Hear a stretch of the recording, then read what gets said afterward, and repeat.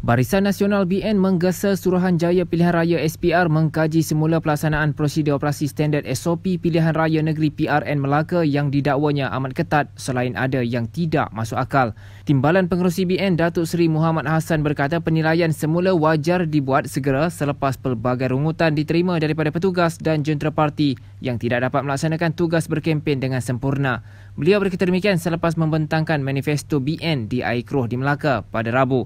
Muhammad yang juga Timbalan Presiden UMNO berkata aktiviti kempen berasa muka seperti menyapa penduduk dan pengundi di kawasan terbuka sepatutnya boleh dilakukan dengan penjarakan fizikal dan pematuhan SOP tertentu memandangkan Melaka sudah mencapai tahap vaksinasi yang tinggi. Saya nak komen sikitlah pasal SOP ni dah melampau sangat ketatnya. Seolah-olah kita tak boleh buat apa pun. Ya? Lebih baik kita tak payah ada pilihan raya. Ya? Hantar ke rumah tak boleh, itu tak boleh, semua tak boleh. Lebih baik kita main bertepuk bertampar kat rumah sajalah. Ya.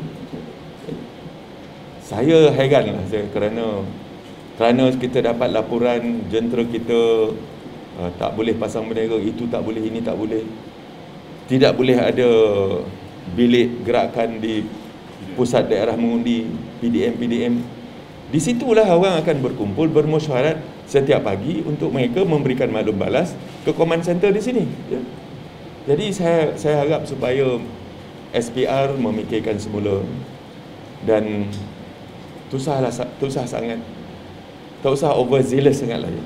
Kerana sampai ada ambil kad pengenalan, mengugut macam-macam ya.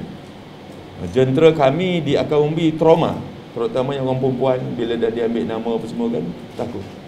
Itu sebabnya kita lihat bahawa tak banyak bendera BN yang dinaikkan, poster-poster, kerana masing-masing dah takut nak keluar. Ini amat sedih sekali lah. This is very sad case. Ya. Kita nak mengamalkan dan kita nak meraihkan amalan demokrasi di negara ini. Tetapi dalam masa yang sama kita faham kerajaan perlu mengekalkan SOP yang ketat untuk pastikan supaya jangkitan COVID-19 ini tidak merebak. Kita faham, tidak ada ceramah, kita faham. Tapi takkanlah nak menghantar handbill ke rumah pun tak boleh. Tak boleh berjalan walkabout di pasar, di tempat kedai kopi. Saya rasa ini, saya minta supaya diberikan kelonggaran sikit lah ya. Kerana dia tak memeriahkan pilihan raya.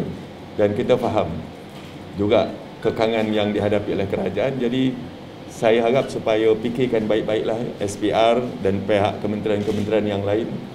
Fikirkan elok-elok supaya kita dapat mencapai suatu keadaan di mana kita tidak mengekang aktiviti untuk bergerak untuk pilihan raya ini. Dalam masa yang sama, kita nak pasti supaya jangkitan COVID-19 ini dapat ditangani dengan baik, insyaAllah.